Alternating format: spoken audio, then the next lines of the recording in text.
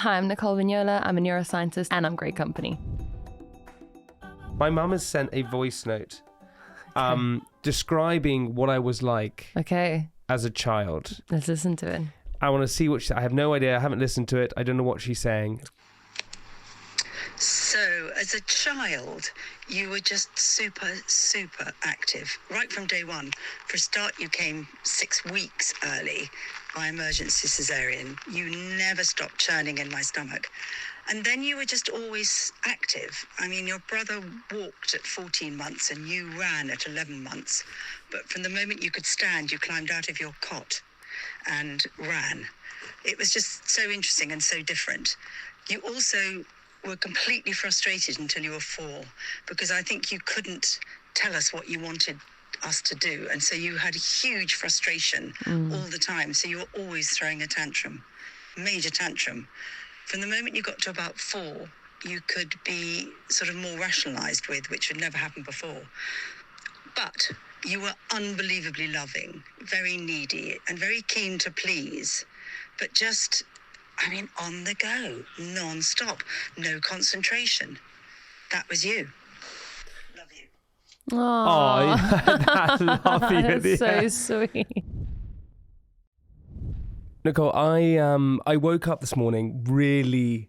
I'm very excited to always do these things, right? These interviews, just because I love connecting. And the point of this podcast is about connection. Yeah.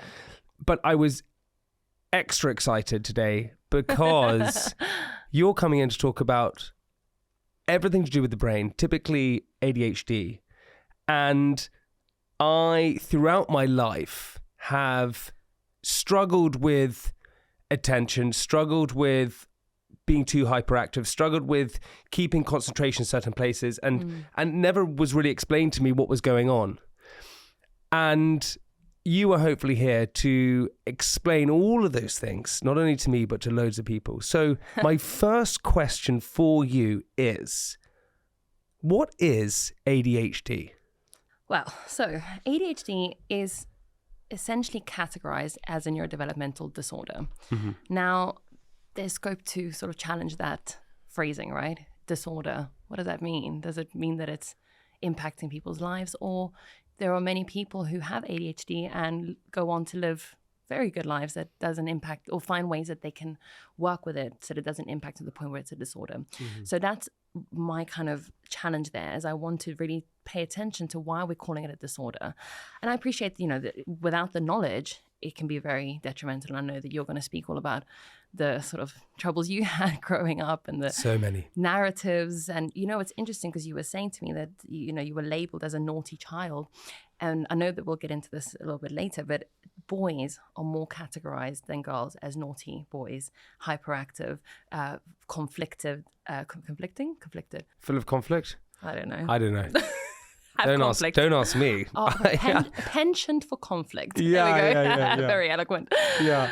Whereas girls tend to be more introverted, have struggle with emotional regulation, have more trouble with self-esteem, etc. And so in the way that they present as children, it can be very hard to diagnose girls, but it can also be very easy to label a child or a boy as naughty. Maybe we should get into what I was like as a child then, which is what you described was that. So I had a sort of test, a sort of diagnosis when I was a kid where they said you're ADD or ADHD. Mm-hmm. But that was kind of swiped away, and I was told I was just very hyperactive. That's what I was told. Oh, he's just very hyperactive. Mm-hmm. That's what it is. And actually, as a kid, I was just labelled as naughty. Mm-hmm. My A-level exam, which is in the UK, which is the exam you take to go into university or whatever it is, or just exams you take when you're 17, 18. I couldn't study at all. The time that I studied is I would wake up at 1 a.m. Yeah. I would take these caffeine pills to keep myself awake, and I would just cram everything I could before the actual exam happened, because that's the only way I could study. Yeah. I couldn't get myself to study. It was impossible. Yeah. Yeah. And I felt so much frustration within me. I felt so much like I was trapped. I felt that I was always doing something wrong. And I remember saying, I can't wait to be an adult, because then all of this frustration within me would disappear. Yeah. But it didn't. Yeah. It stayed. Yeah. Well, I'm very sorry about that, but hopefully we can unpack this. Yeah. So when we're growing up, the frontal cortex, the part of the brain that resides in the front of your brain, it's part of the neocortex. Neo meaning new, so neonatal, new baby, neocortex, newest part of the brain. It's the most newly developed part of the brain. Then we have a limbic system, which is part of your emotional brain. Now, the neocortex and the frontal cortex, they tend to fully develop around age of 25. So in the run up to that, there's still a lot of development going on there. And with ADHD, there tends to be a neurodevelopmental disorder, predominantly in the frontal cortex. That's where attention resides. That is where decision-making resides. Impulsivity resides as well. So if there's a dysfunction as it is on top of the developmental way that the frontal cortex should develop anyway, you've kind of got a double whammy there. That makes sense. That does make sense. So let me get this straight. With the frontal cortex, there is a problem within it. Yes. As you call it, a disorder. Yes. And that affects lots of different things. Yes. And why is the frontal cortex so important? Because it's responsible for higher executive functions, so cognitively demanding tasks, decision-making, problem-solving, paying attention in class, etc. And when those are impacted, there tends to be a hyperactivity, physically manifesting, but mentally manifesting as well, which is why you may have felt frustrated growing up. Is that correct? Yeah, completely that. There also is a functional connectivity in the way that the frontal cortex communicates with the rest of the brain. So I said about the limbic system being the emotional brain. Yeah. So what tends to happen is that there's a disconnect between those two systems. So when a child is feeling a particular way about an emotion, tantrums, there isn't enough frontal cortex activity to then regulate that emotion back to a logical state of mind. Yes. Now, that is typical in children as it is. This is why 2, 3, 4-year-olds have tantrums. You then teach them about emotional regulation. You teach them how to handle their emotions.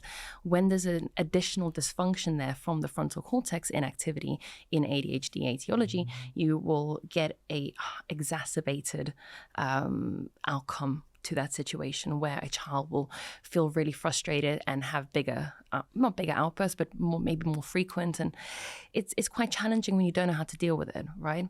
So it poses again that question, like if we put a child that has ADHD in an environment where they can thrive, not in a classroom paying attention for 6 hours a day, which sounds like hell to me, to be honest. Back to A-levels, I actually redid my A-levels at the age of 25 because I finished high school with an average of 48% across the board. I didn't study either for different reasons. I'll one-up you there. Okay, I'll one-up you there. I had to do retakes. It took me 70 times of booking it to do my theory test for my car. To get my theory test done, I had to book it 70 times. Why? Because I couldn't learn. I just never learned it. Right. Okay, going back to that. So, what I'm going to do in this episode today is personalize it a lot. Yes. Just because it's the easiest way to deal with it. I understand that a lot of people here listening probably have the same sort of things, but if I point at myself, it might be easier. Yes, because everyone's different as well. Everyone's different, right? Yeah. But I'm just going to use my own sort of experiences. So, you were as a kid, I would have huge tantrums. Mm-hmm. Wild, to the point where I had a tantrum so bad in a car once on the way back home that my brother threw up because it was just too much. Wow. Because I was screaming and I was all over the place. And the only way I'd calm down is I'd be so exhausted. Okay. And so they would exhaust me. Right. My parents would exhaust me. My mum, and she admits this, is that I was so frustrated and so throwing so many tantrums that she would have to put me on the other side of a fence in the kitchen because she just didn't know what to do with me. Mm-hmm. She couldn't handle it because it was just so much going on. Yeah. But I don't know where am I born with it? Yes. You can. Yes. So or are people born with it? Yes, that's a great question. Now, it's complicated because every single cell in your body has DNA, right? But every single cell in your body is different. So what happens is the DNA is switched on and off at different parts so that you can encode for skin cells, hair cells, eyes, muscle, etc. Right? Mm-hmm. So there's these histones and methylations on the DNA. You don't need to worry too much about that. But they're essentially switches that tell the DNA where to switch on and off accordingly. What tends to happen is that through our environment, potentially food, potentially stress, potentially even just programming as well, again, from the people around us, these switches can switch on and off incorrectly. So someone could carry the gene for ADHD and never develop it, but they can also carry the gene for ADHD and develop it. So you likely had the gene for ADHD and you developed it. So it's hard to say whether, someone can develop it without having the gene. I've never really heard of that because there's always a genetic factor involved with that. But then what you're suggesting is, can you develop ADHD in later life? Well, so you wouldn't have developed it later in life. You probably always had it. You just probably presented with it later, or perhaps there was more of a mass awareness around it. So let's say you are a 30-year-old person that is starting to hear about ADHD and you think, well, that actually really resonates with me. I've had all these struggles my whole life. I have a friend who just recently got diagnosed with autism at the age of 36.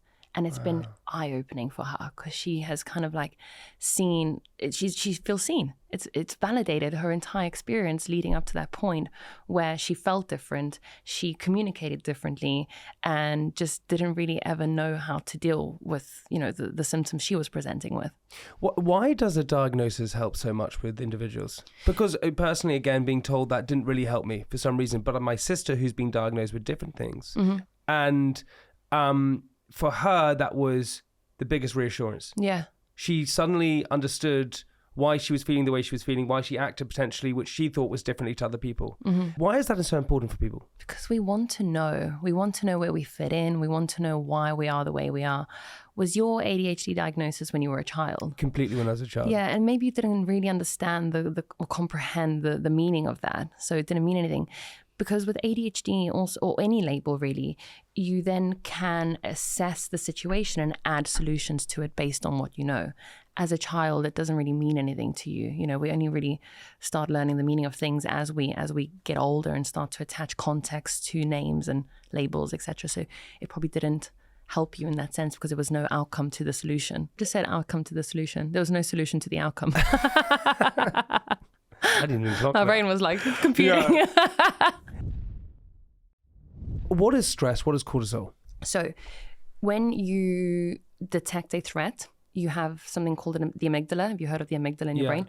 That's responsible for threat detection. So it will see something, perceive it as threatening, and then basically communicate with your brain or the hypothalamus that then communicates with the adrenal glands to release adrenaline. Adrenaline is released, and the way that I describe it is adrenaline is pretty much like the starter of the engine. It's saying we need to fight or flight. Let's go, guys. And then cortisol is basically the pedal that keeps that system awake. Now, cortisol in an acute stressful situation is responsible for dampening the stress signal and communicating with the brain and body that now it's time to recover, etc., and regulate blood glucose levels.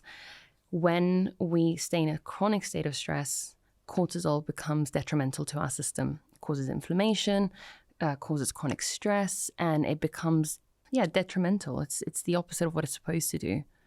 It becomes, quote unquote, bad.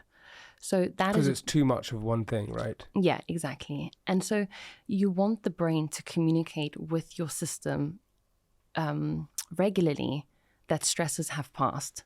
Otherwise, it can become chronic, and then they can also become allostatic, meaning that they build up. So trigger stacks, you've heard of that, right? No, I haven't. I have a reactive dog, and this is really interesting because if she experiences something stressful and then regulates again, that's fine. If she experiences another one on top of the other one before regulating, it's just like a wind-up mechanism, which is what was happening with you as a child. So your dog, or me as a child, you experience stress. You never go back to the beginning. So then it's basically like a stressful lasagna on top of each other. I love that. Is that what it is? Stressful lasagna. Yes, exactly. And so it's being layered on top of each other. Exactly. And so you're never dealing with the stress underneath it. And the threshold for stress becomes smaller and smaller. So at the end of your day, if you'd experienced something mildly stressful, you probably would have been triggered a lot quicker than in the beginning of the day, or if you hadn't regulated from that stress. Is that why when we become tired, or maybe we're hungover, or maybe we are frustrated, we're very quickly triggered and we can't hold our temper as easily? Yes, I actually did all my research on this. I've called it, in quote unquote, mental currency. So you have an available pool of cash, mental energy that you can give to things. As your day goes, that money does become depleted naturally. It's called vigilance decrement. If you were to throw a ball or a tennis ball at a wall, the first 20 throws you'd probably be able to aim, then you'd start making mistakes, you'd start getting a bit irritable. Maybe with someone with ADHD, that's shorter span, who knows.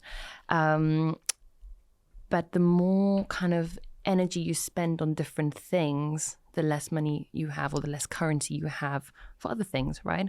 So now if you're hungover, that currency is being depleted because you've had to give it away to recovering from drinking. Mm-hmm. If you had a stressful day, you're going to be giving more currency to that as well. So when you get home, you have less available currency for making decisions for yourself, etc., or keeping a cool with your wife or your partner, your dog, your child, and you might become more snappy and irritable. So then how do we build back up the currency? So one of the things that I was looking at in my research was work related. So what happens with people in the workplace is that they will think, okay, I actually can't concentrate anymore. I'm going to grab my phone and take a break, with a perceived idea that the break or the phone is giving you a mental break, but it's not. It's taking more energy from that currency because it's attention. You're having to give that to something else. The way that we replenish those energy resources, or build up our bank again, if you will, if we're sticking with this metaphor, is to do anything that is externally not stimulating to the system. So a walk, a meditation, a nap. Naps are great, but even just anything where you can kind of just close your eyes and just really relax. So when my clients have a dip in the afternoon, 2 p.m., they start, making compromising decisions at work, I always say to them, lean into the dip. Instead of trying to get out of it with caffeine and whatever, just take the dip, go with it, because you will come back up again. You just need to replenish during that time. Are you okay? Yeah, just so many questions. So using your phone is highly dangerous, not dangerous, but highly impactful to your mental currency. Instead of what I think it does, or more my wife thinks it does, is it relaxes her, it chills her out. That's what she likes to do. She likes to scroll on TikTok or social media at the end of the day. Yeah. That relaxes her. In fact, it doesn't relax you. Okay, there's a caveat. It could relax her because it's helping her take her mind off other things. But what I would say is if she's then trying to go into maybe like walking after, there's going to be a depletion there. So what happens is people will think that they're taking a break and then will try and sit down and finish the report and struggle. But at the end of the day, it actually could help you recover, which is the caveat here, because I'll explain it. When you think about the stress that you've experienced, sorry, do you want... I get where you're going with this now. Okay, but they've done studies on this. So they took 2 groups and they asked one group to sit on the sofa after a stressful experience and recover. And they asked another group to play Tetris. The group that played Tetris recovered a lot quicker because they weren't thinking about the problem. Because when you sit down after a long day and you've had an argument with Susan at work, sorry if anyone's called Susan, you're still thinking about that. So the brain still perceives that threat to be there. Remember I said that earlier. Whereas if you completely immerse yourself in something else, you're taking your mind off it. That's why I've used that as hobbies as a tool for regulating from your stress in the book. And social media can be a form of stress relief. I always say, social media is not the devil. It's poison is in the dose or whatever. Yeah, there you go. Poison in the dose. Yeah. So if you're having a stressful day at work and you think, right, I'm going to go and have a lunch break, not a good idea is to go and look at your phone and scroll through your phone, because you're creating more kind of stimulation towards you, and actually you're going to go back to work straight after that. So you're amongst the stuff that's going on. Yeah. Actually, at the end of the day, it's quite nice because the threat is not there. You're not at work anymore. It's the end of the day, so you realize your body is in that relaxed mode. So actually doing that in the middle of the day is actually not relaxing because you're surrounded by it already. Is that what you... Yeah, pretty much. I wouldn't say it's not relaxing. It's just more that it's taking on more of your energy. So if you're not having a busy day at work, then by all means scroll, go for it, because it could be a form of stress relief. But if you're having to do some deep work, when you need to get into a flow because you've got a report, you've got an email, that's when, it could be detrimental to your performance at work. Do people with ADHD have a different amount of mental currency? interesting question. Potentially, yes. Now, the thing about ADHD is individuals with ADHD tend to hyper-focus on the things they really care about. So I know people that have to put alarms on their phones to eat, to drink, to go to the bathroom, because they're so deeply absorbed in what they want to do. I have a client who's an artist. She has to put timers on because otherwise she just gets completely lost. At the end of the day, she feels rubbish because she hasn't eaten, she hasn't drunk, she hasn't even gone to the bathroom properly. What, because you hyper-focus into something? Hyper-focus, yes. So there tends to be this ability to really narrow down in the focus on something you care about. And I'll explain why. So we've got 3 major systems in the brain. One is the default mode network. What that is your default mode of thinking, your idling state. There's kind of thoughts that pop up when you're washing the dishes, etc. Internal mind wandering. Mm-hmm. Then you've got central executive network, where we're at right now. We're having a conversation. You're having to pay attention to me. You're having to think about the words I'm saying. Etc. You're not pondering your 9-year-old life. I know we were just talking about your 9-year-old life, but you're not going off on a tangent thinking about it, right? Then you've got a salience network that's responsible for determining which network is important. Now, there seems to be an asynchrony in the way that the salience network determines which one is of importance, and there's a delay. And that's the reason why someone who may be doing work will start to float into internal mind wandering, or vice versa. You know that feeling when you're having a conversation with someone, you're like, oh, that email, and you just like walk away. All the time. Yeah. That's the salience network. Salience network's naughty. But that's what's wrong there, is that the salience network is essentially determining importance at the wrong time in the wrong network. Why is it doing that? I'm not entirely sure, to be honest. And this is the creme de la creme that we're trying to understand, is why there's a delay in the timing of the salience network. So another typical thing would happen is I will ask you a question and will take you a bit of time to answer it because you've had to switch from internal mind wandering back to central executive network where you're having to pay attention to me. Does that happen? Yes. Yes. All the time. I can see your eyes are like shining. Yeah. I feel seen. Yeah. And I sure imagine so many people listening to this are going, that happens to me all the time. Yes. So when someone really cares about something, let's say like my client who's an artist, that salience network is attaching a lot of importance to that internal mind wandering or whatever it is that she's doing. It'll create a hyperfixation. What is the connection between ADHD and depression and anxiety? The way that I see it, so when you put someone in a 9-to-5, there's a friend of mine, she's a neuroscientist as well. She's got ADHD. She talks about it as the canaries. So individuals with ADHD or any neurodivergency will be the first to buckle under pressure because we're living more secular lives. Back in the day, we would have had villages. We would have had maybe religion. We would have had people helping us in context, not just as a secular person going to work, coming home, doing your chores, getting into bed at night, getting ready to wake up again the next day. So when you add on those pressures of having a 9-to-5 and the stresses involved in that, people that are neurodivergent tend to buckle sooner. What do you mean buckle though sooner? Just display inabilities to deal with the stresses. So the inability to deal with the anxieties and the stress. That's so funny. Would you agree? Yeah, massively. I found responsibility quite a hard thing to deal with. And also the interjection of information.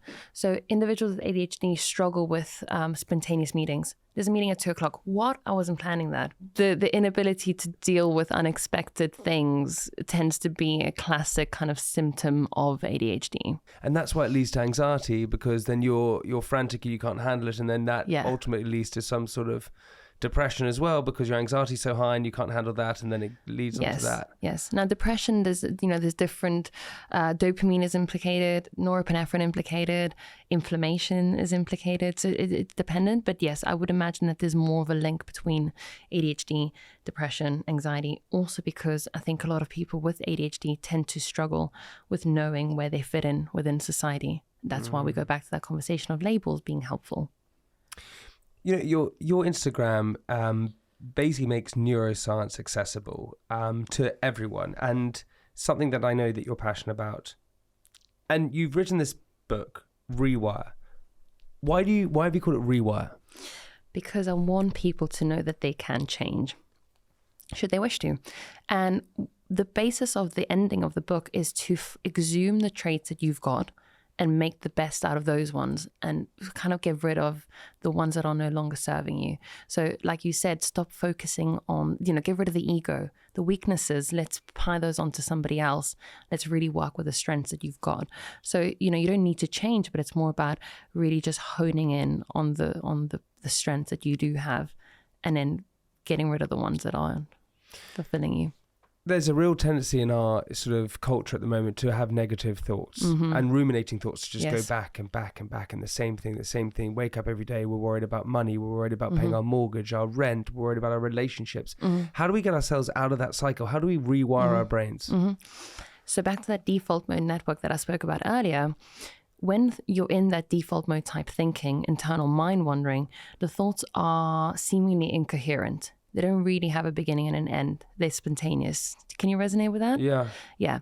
When you then snap out of that and you generate words by either thinking about a sentence or saying, okay, this is how I feel from top to bottom, you're now bookmarking exactly how you feel, which puts you back into a state of frontal cortex activity.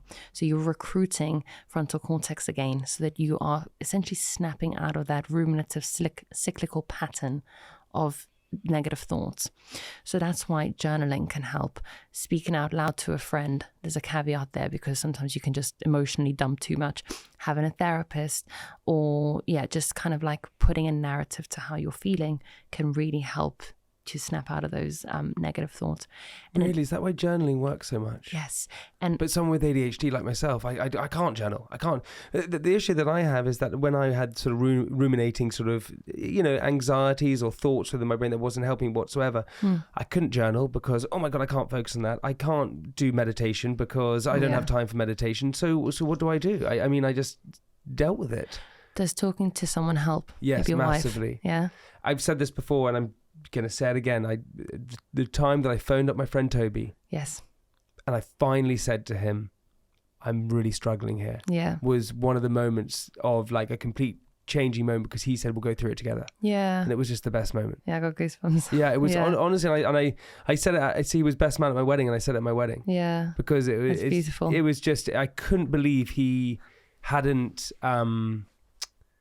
got scared or I was so afraid of abandonment all the time that I just didn't want to do it. And so speaking is a really great way to help. Yes.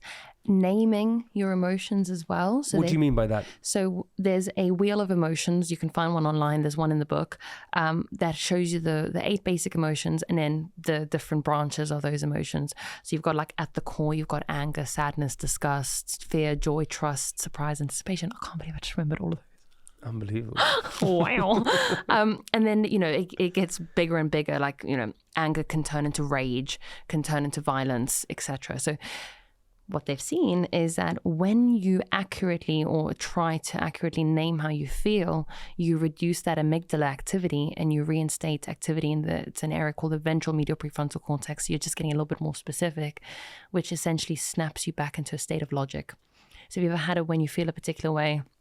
You go away, you come back, and then you're like, oh, actually, I've got a different perspective on that. Yes. That's because your frontal cortex has had time to reinstate activity. You can do that by naming emotions. So by telling your friend, I'm really struggling, you're now really sort of pinpointing how it is that you're feeling, which requires you to generate words. It requires you to think about how you're feeling and then say them out loud, snaps you out of that default mode type thinking and actually bookmarks the feeling. Why do we at night...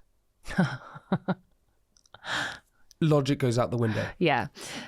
Yes. So I always say, don't believe I think anything. I'm dying every night because something's arrived on my body that I don't know what it is. And the next morning I go, I don't care. I know. And then I go next night, I'm like, no, I forgot to do that thing that I thought was this or that. Yeah. For me, it's thoughts of comparison. At 9 o'clock at night, I'm like, you're shit. Everyone's doing the better around you. And then I'll wake up and I'm like, oh my God, I just wrote a book. Why does that happen at night? So this is really interesting. When you wake up, the first 8 hours of your day, you tend to have high levels of dopamine and norepinephrine, thereabouts. Then you have high levels of serotonin in the evening because serotonin is melatonin. Serotonin gets broken down into melatonin. Serotonin is the happy one. Yes.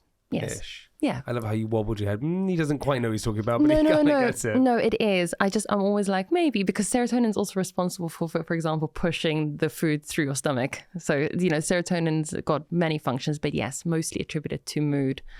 So serotonin's it's for digestion.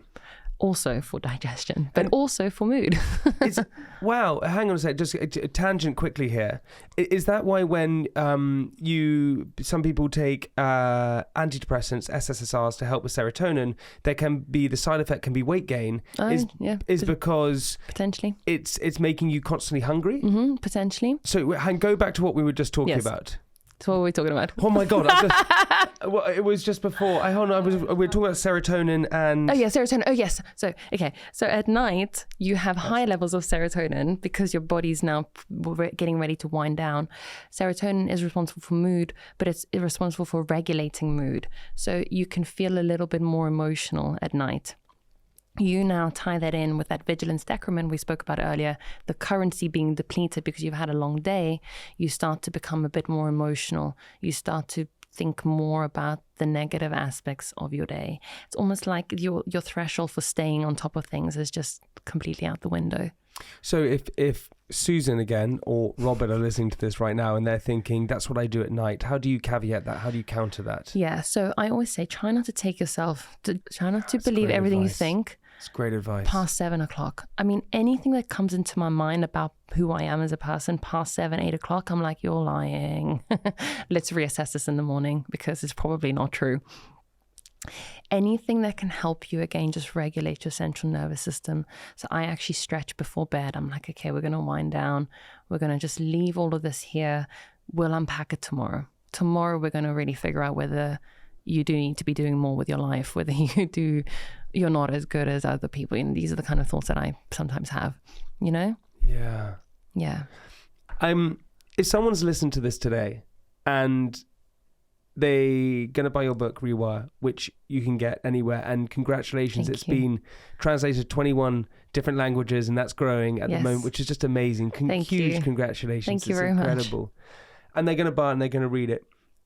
But perhaps they also think, I just can't read that. I can't listen to the audiobook. I don't know what to do. And I'm really struggling here. And I'm really confused with my thoughts. Or my kid is having a tough time. My relationship is having a tough time. My partner's going through something.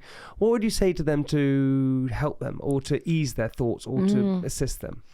So I've actually had a lot of comments from people with ADHD saying that it's really helped them, which I found interesting. I have taken into consideration neurodivergent brains. And, one of the hacks, if you will, for listening to an audiobook is listening to it on 1.5 or 2 times.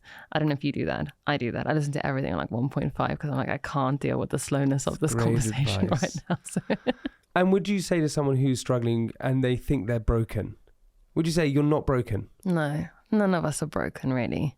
And we just have to understand our brains a bit more. And once we understand ourselves a little bit more, then we are able to really excel. Exhume the good traits, let go of the ones that aren't there for you. Like, you said earlier.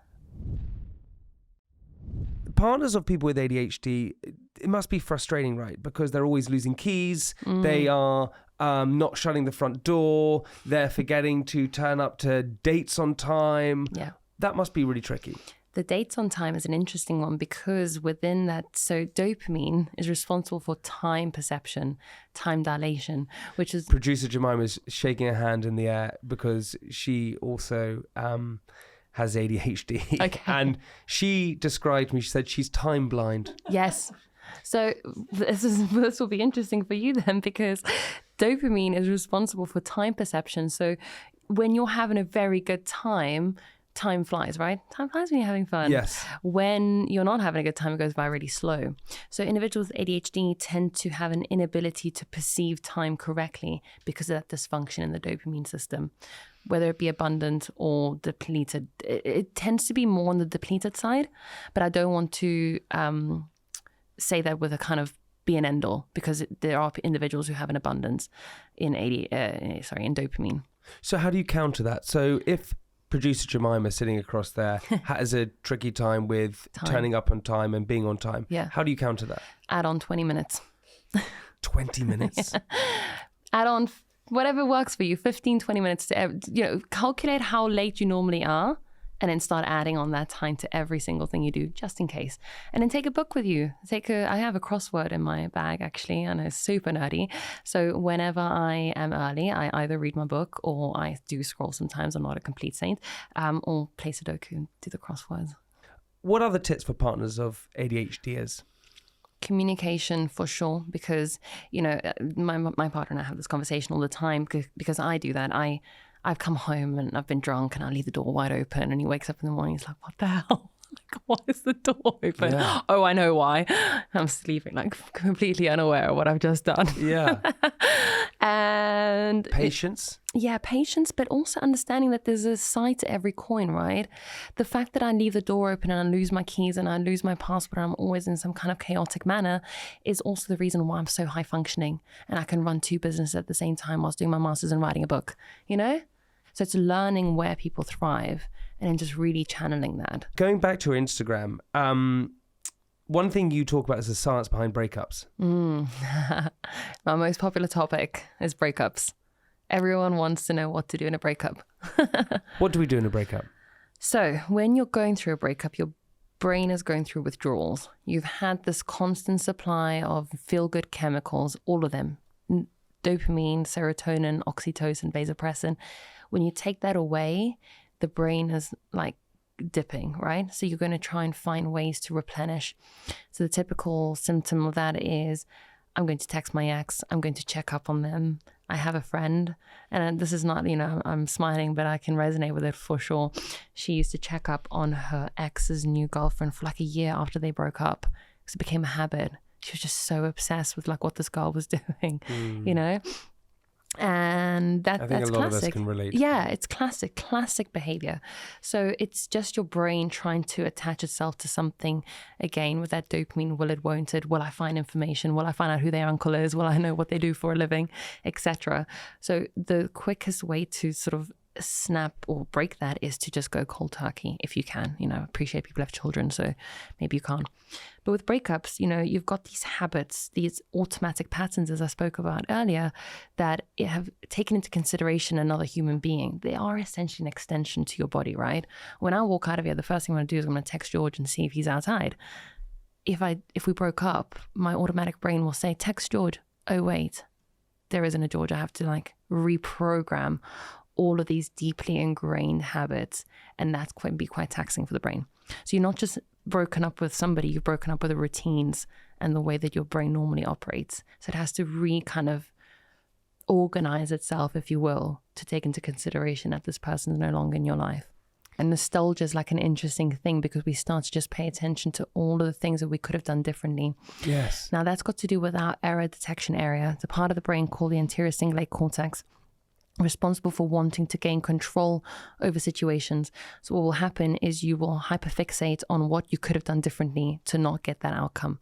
Because as humans, we want to make sure that we don't do that again. So the better way to use that system is to say, okay, this is what went wrong. This is what I'm not going to do in my next relationship. I'm going to assess and say, these are the values I've got. I want to make sure that in the next one, these needs are being met. This is being accounted for.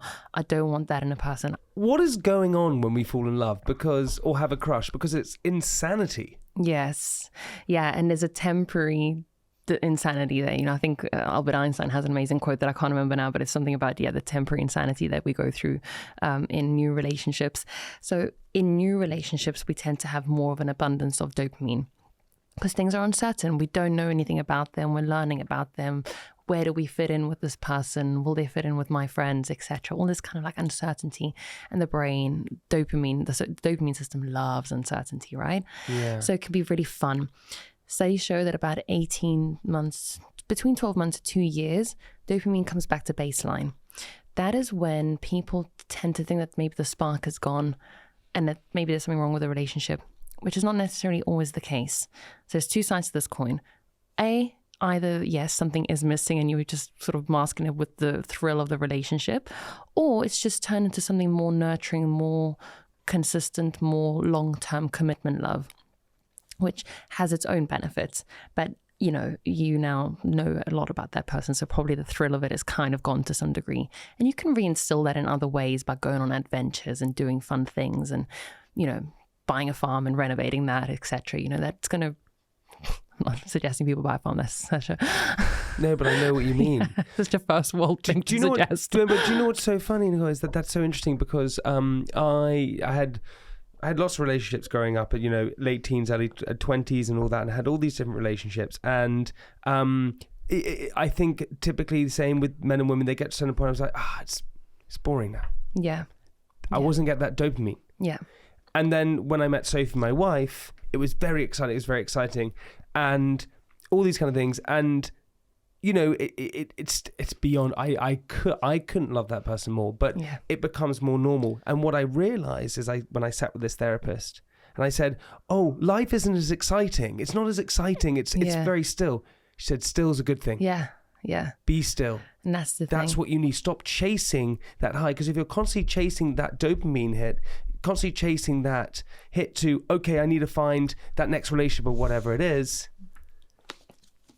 Are you about to read something from Rua? I'm going to just find that page. I think it's like 275. But that's what was so insane, is that something I realized that actually stillness is a positive thing. And it took me 30 years to realize that being still in a relationship, in life, is a great thing to be. Because people, that's not boring. Exactly. And that's what I was going to say is like, yes, maybe it is more boring, but it changes, and we do need to learn to be still. I had to learn to be still. I wrote a post about that recently because my entire life has been go, do this, get a master's, do a PhD. I didn't do a PhD because I was like, I don't actually want to do this. But that was a huge ego thing for me because I was like always wanting to do more. And I'm going to read you a section of my book. The arrival fallacy. So the arrival fallacy is the feeling that when you get what you want, you'll then be happy. So the arrival fallacy is an illusion. It leads us into thinking that once we make it, once we get what we want and finally reach that goal, we'll finally be happy. When we strive for goals and progress towards them, the brain releases dopamine. To beat the arrival fallacy, we must learn to appreciate that the real pleasure comes from the journey, not the destination. The only race is against yourself. Live easy in the moment. You won't get it again. You've got to slow down. I love that. Yeah.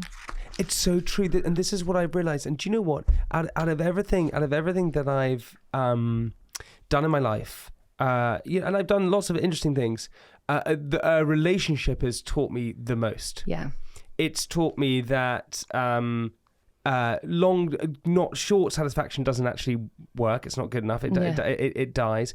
Long-term things are much more important. Yes. And also, you won't get the same levels of oxytocin, vasopressin, and serotonin in the thrill of a relationship in the beginning. I mean, you can. That's not, an exclusively sort of relationship that's different.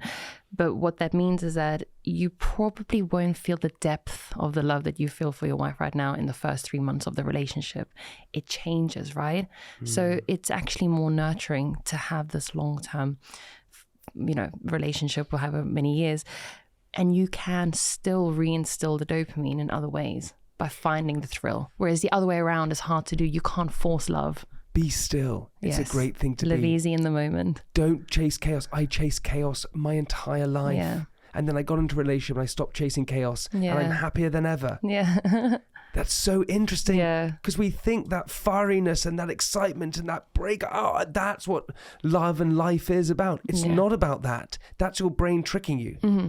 That's your brain also, enjoying that part. It's part of it. Enjoy it, ride it. It will disappear, but it will change into something that's more.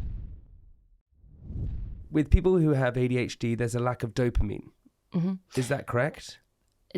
A dysfunction, I would say, in dopamine, because some people have more. So explain that to me. So it could be either an abundance or a deficiency. It depends, again, genetic factors. And what is dopamine? So dopamine is the neurotransmitter that is responsible for putting you in motivation drive. So it's not responsible for pleasure, it's responsible for putting you in the pursuit of pleasure. So you want to attain something, dopamine is there to attain it. Sex, You know, that was the perfect way to describe that, because it's exciting. You don't know if you're going to, will you, won't you? And it's the thrill of attaining something that you don't know you can get. That is why typically people end up drinking, end up being, you know, thrilled with sex. So dopamine isn't the happy drug that's in your brain? Yeah, it's more responsible for attaining the reward. That is so interesting, because I always had the belief that, okay, I go on a theme park ride, or I go and have sex, or I drink, dopamine is then released. Yes. After all of that. So I'll rewind. Dopamine is released in two different contexts. One is predictable reward. So when you know you're going to get some, or you think you're going to get something, you're working towards it, dopamine is released before. If you don't know you're going to get it, like a notification, dopamine is released at the reward. Now, it's not as simplistic as it's just dopamine. There's an amalgamation of other neurotransmitters that work as a kind of cocktail of emotions to make you feel a particular way. But the underlying theme for dopamine is that when there's an unpredictability, it feels better. There's more of abundance in it. So that is why people tend to text their exes to see, or text people, hey, you up tonight? Because you want to know, will you or won't you? It's the thrill involved in figuring out whether you're going to attain this reward or not. Like penny drop. Penny drops. And that's why gambling is incredibly dangerous, yes, because that's the ultimate. It's the ultimate predicting of like, would I, won't I? Exactly. Wow. Yeah. Dopamine is wild. So it's tricking me. It yeah, kind of. I know. I would say it's more like wanting to attain. It wants to know if it will, you know, if it can get the reward. Dopamine is responsible for putting you in pursuit of reward. But it's also responsible for movement. So, you know, it's not, as simplistic as just that. There's 4 different dopamine pathways in the brain. So, you know, it's also responsible for initiating movement from the basal ganglia, which is an area of the brain that initiates motor movement. Okay, so when you are experiencing some sort of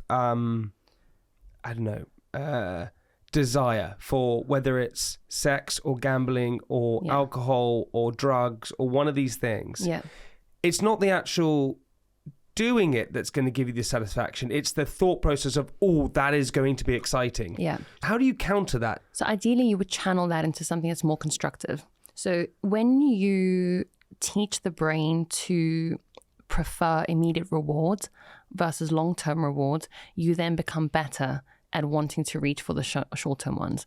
So what that could look like is reach for your phone, grab it, pick it up, check, put it down, versus, hey, I actually need to go and work out, right? What happens over time is that your brain gets this kind of like need for reward, so it will automatically go to the phone. Now, not only that, it pairs that habit together. So one of the sort of simplest hacks, if you will, that I give people is when you get that urge to grab your phone, don't. Wait a few seconds, wait a minute, and then grab it. Because you don't want that pairing to happen. Because what happens subconsciously is then there's this trigger, I want something, cue, which is picking up the phone, reward, I have a notification, reinforce that pattern to the point where it becomes automatic. We call it automaticity. You don't think about how you walk in the door and brush your teeth and make your coffee, you just do it. It's an automatic process. And the more you repeat something, the more automatic it becomes. The more you pick up your phone to check it, the more that happens. Have you ever left your phone at home and then you reach into your pocket and you're like, oh yeah, I don't have my phone all the time, right? All the time. Sometimes I like move my Instagram app to somewhere else just for the fun. And I clicked on it 23 times once, knowing that it wasn't there, out of habit, out of that automatic pattern that my brain just does. What is going on with dopamine with people with ADHD? What is happening? So, could be an abundance, could be a depletion. It appears to be more in the norepinephrine system. So noradrenaline, which in America they call norepinephrine. It's easier on the tongue to say that. But it appears to be an amalgamation of potentially both. It's hard to know. But what that looks like, or the symptoms, is an inability to initiate motivation to want to do the harder thing. So immediate rewards become more sort of shiny and exciting versus long-term rewards. Explain immediate rewards. Grabbing your phone, eating chocolate, smoking a cigarette, buying the drugs, drinking the alcohol versus I'm going to channel this into a podcast, into exercise, into something more long-term fulfilling. We're chasing that quick win. Yes. Do you know what's so funny? I went to a therapist when I was about 7 years old, finally, because I'd been drinking too much and I experienced anxiety and lots of different things. Mm-hmm. And the therapist's advice straight away was, do the little things. Mm-hmm. Do the little things. And I went, what do you mean the little things? And he said, make sure when you come into the house, put your keys in a keys pot. Yes. Make sure you slow down. Make sure you hang up your jacket when you come in. Mm-hmm. In the morning, make sure you make your bed. Make sure you pay that gas bill as soon as it comes through. Yes. Do all those little things. Yes. Don't come straight in and go onto the PlayStation. Mm-hmm. Don't come in straight in and grab a energy drink from the fridge. Don't do that. Do all the little things first that you think are meaningless. Yeah. And your whole life will become more structured. Mm-hmm. And do you know what? He was so right. That's exactly and that. And I had to coach myself into that. Yeah. And it took time, took 6 months of this constant just, I don't want to do it. Because there was no reward doing it. Yes. And that's typical for ADHD is there's no reward in the little things. So you have to create a system where you kind of like almost trick yourself into saying, okay, well, if you do the little things, then you can get the big thing after. So that's why people with ADHD will overlook brushing teeth, doing the mundane stuff, because there's no reward in that. So a typical kind of hack for that is to then put the PlayStation, all of that on top. But that's perfect because it reaffirms what I've been saying, is that you were teaching your brain to start prioritizing the longer term reward. I will get the reward later, but I have to do this now, instead of just reaching when that impulse came in. Because if left unchecked, that impulse will govern your life. You end up being an addict. It makes so much sense with so many different things, but it took me ages to learn that. Yeah, and that's. Do you know what's so? I always think, it was so upsetting for the sort of current world that we live in, because people who have addiction issues, people who are potentially homeless, people who can't hold down jobs, relationships, people who are incarcerated, people who are struggling with crime, whatever it is. The sort of idea is that they perhaps have some sort of issue with the brain. And when I say issue, that sounds negative. Yeah, but exactly. It doesn't need to be negative. Yeah.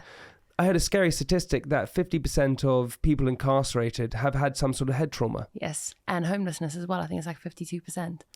Over 50% of people who are homeless and incarcerated have had some sort of head trauma. That is wild. Yeah, exactly. And we're not... Yeah. Feeling sorry for the people. We're not helping these individuals. We're not caring for them. We're not caring. Yeah.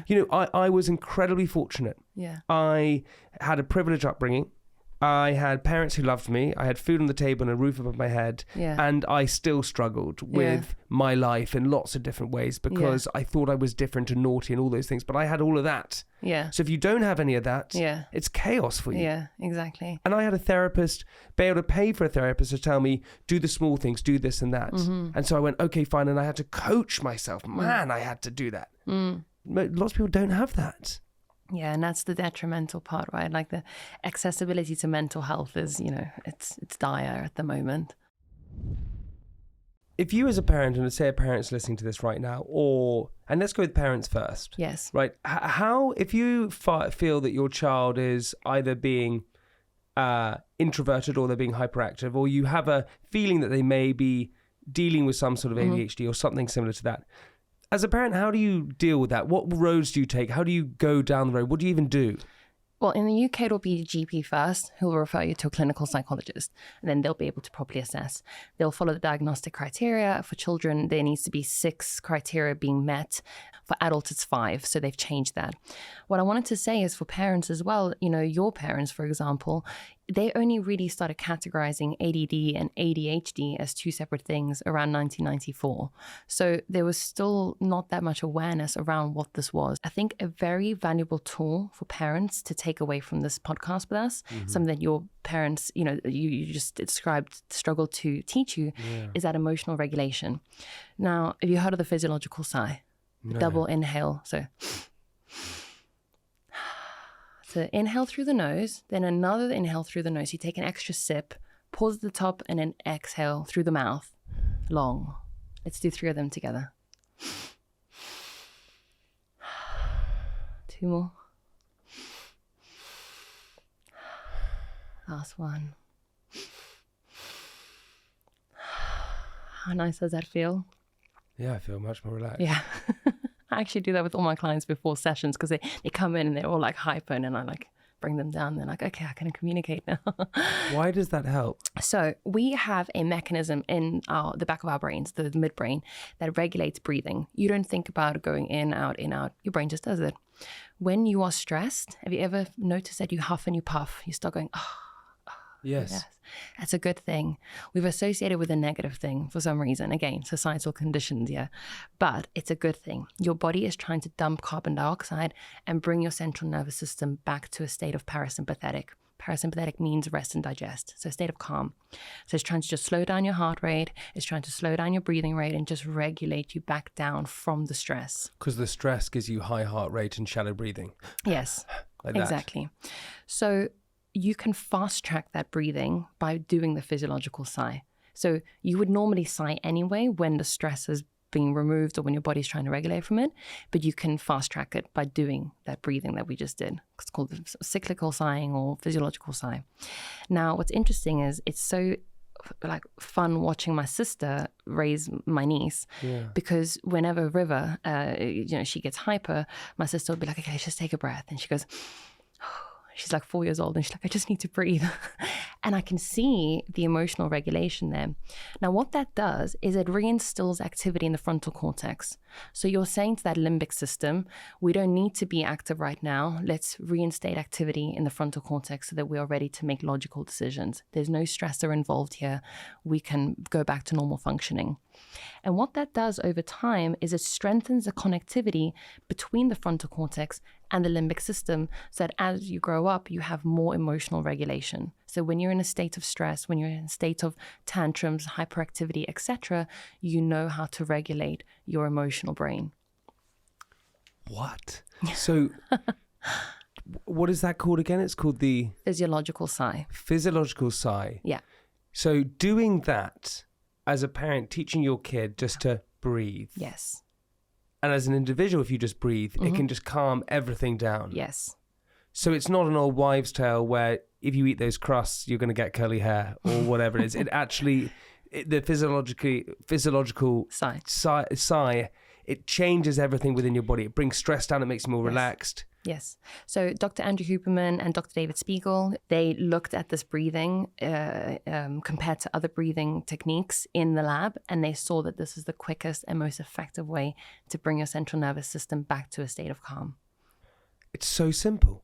And it's in your back pocket. You can do it anywhere. You can do it before a meeting. You can do it with your child. You can do it at the end of a long day.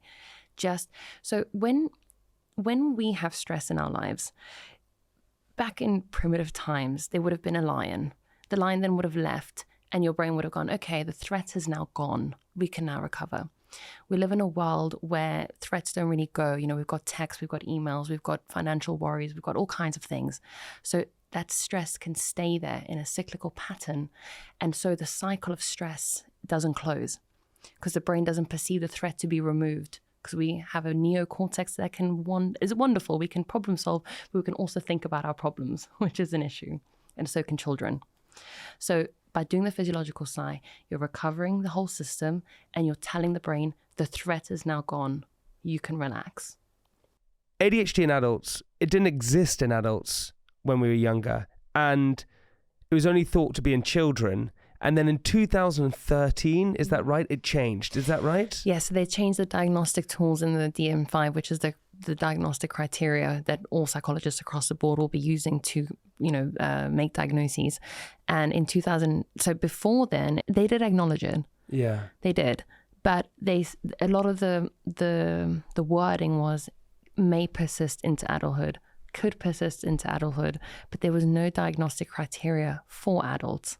And in 2013, they changed that, which is pretty wild. So, I get a lot of questions around the rise in ADHD diagnoses. Is it a fad?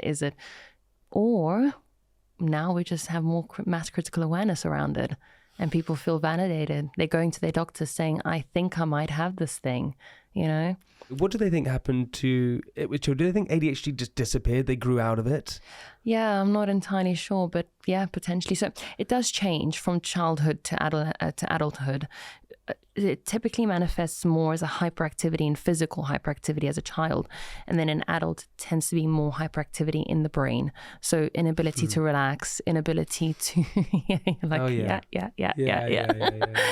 So, you know. That's why alcohol is so useful. Exactly. And it's just, that's why it's dangerous. Because it's a depressant. It slows down. Makes you relax. Exactly. I always used to say I like drinking alcohol because it makes me not think. Yeah, exactly. It's actually really upsetting because it really did. That's what it used to do. Yeah. But you're here now. But I'm here now. Helping other people who are in that situation. Well, you are helping other people. Some people sometimes would suggest that having ADD or ADHD is a superpower. Yes.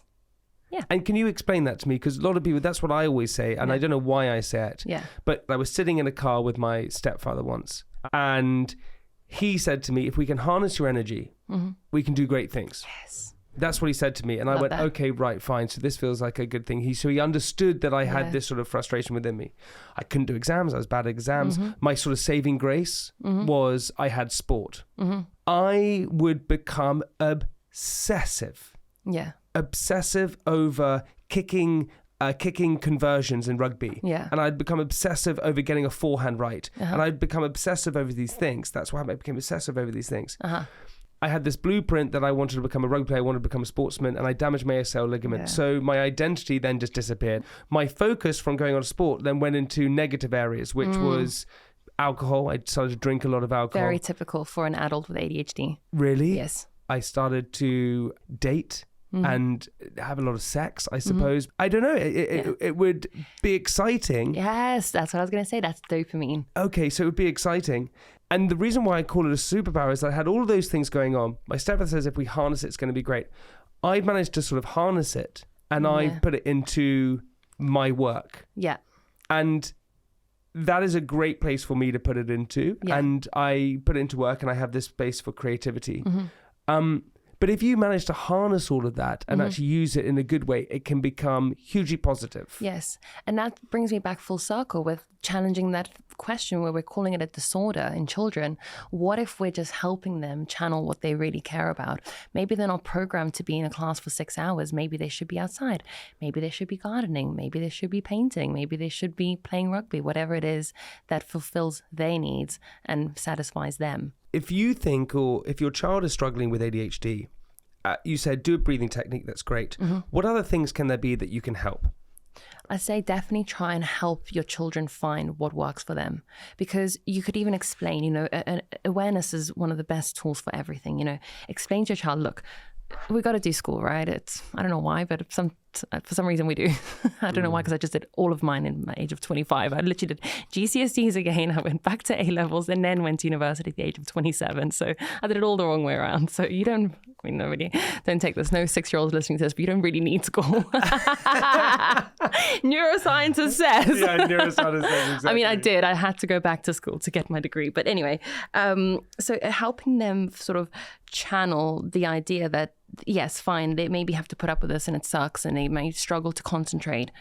What do they care about? Well, how can we help children find what they want to do? Because, one of the biggest challenges is that conflict between what they want, can't get, and the frustration of not really understanding who they are. On top of that, you now know who you are, but you didn't. No one did at that age. And then you've got this added layer. But it took me a long time. Yeah. I want to say a huge thank you. I think what you're doing is just incredible. You're helping so many people, and through your social media and through your book Rewire, which you can get now, so many things. It's it's just incredible. And you really, and the greatest thing is that you are not only doing something that you love, but you're doing the perfect combination, which is also helping people. Thank you. I just love that. Thank you so much. We like to end the episode with 8 questions. Oh, yes. I actually didn't read those earlier. That's okay. Doesn't matter one bit. Can't wait. Here we go. Whatever comes into your head, you say. What's a saying or phrase you would like someone to take from this interview? Somewhere, something incredible is waiting to be known, by Carl Sagan. And I love that, because sometimes when we don't have the answers, it's out there somewhere. We just need to find it. What's the best compliment someone's given you for your work? Oh my gosh, it's hard to say. I get so many amazing messages sometimes of people just telling me they've completely changed their lives. Their rewire has already... I had a girl message me the other day saying she read it in one sitting. Wow. I was like, wow. That's amazing. That's incredible. I've never read a book in one sitting. What scares you about your work? I think definitely maybe interpreting information incorrectly and giving out the wrong information. But with that being said, we're always very cautious as scientists to make sure that, we're not saying completely left field things. So, when was the last time you cried and why? Ooh, I cried after my book launch because I was just so depleted and tired and overwhelmed, but also so grateful. I cry a lot, actually. It's good to cry. I easily cry. I cry because I'm happy. I cry because I'm sad. I like that. I cry at movies, films, voice notes. I nearly cried. Your mum said, I love you. I nearly got that as well. Oh, sweet. What's something you can't let go of? I'm quite good at letting go. It's a good thing. I'm very good at letting go, I think. Yeah. There's some things that I slightly niggle, but I'm pretty good at letting go. Yeah, I don't struggle with letting go of things. I think it's a great thing to be. When you've done your research, what do most people get embarrassed about when they talk about these things? People always think that people like them a lot less than they actually are. There's a really interesting study that's called the liking gap, where individuals will think that the person they just had a conversation with didn't like them, but then when looking at scores, they actually were liked a lot more than they had perceived themselves to be liked by the other person. Yeah. So generally speaking, people like us a lot more than we think they do. Wow. Yeah. Biggest turn on? Just definitely like smartness, conversation, ability to like think outside the box as well. Januszian thinking for me is like really attractive. So it's the inability to hold two opposing thoughts without letting either of them bother you. I think that's why I'm so good at letting go of things. So I'm like, yeah, but there's always two sides to the coin, right? I love that. Biggest turn off? I think just like brattiness. Yeah. Yeah. But that's a good one. Yeah, it's like... What do you like most about yourself? My brain. I had to. Sorry. I like that. And bonus question, what's your favourite swear word? Oh, definitely fuck. Yeah. I use it for everything. Fuck this, fuck that, fuckity fuck. Nicole, thank you so much for coming on. Thank you. It's been an absolute pleasure. It's been incredible. I've learned so much. I know everyone else has as well. Thank you so much for having me. Thank you so much for coming on Great Company. It's been amazing. Thank you so much for having me. That was amazing!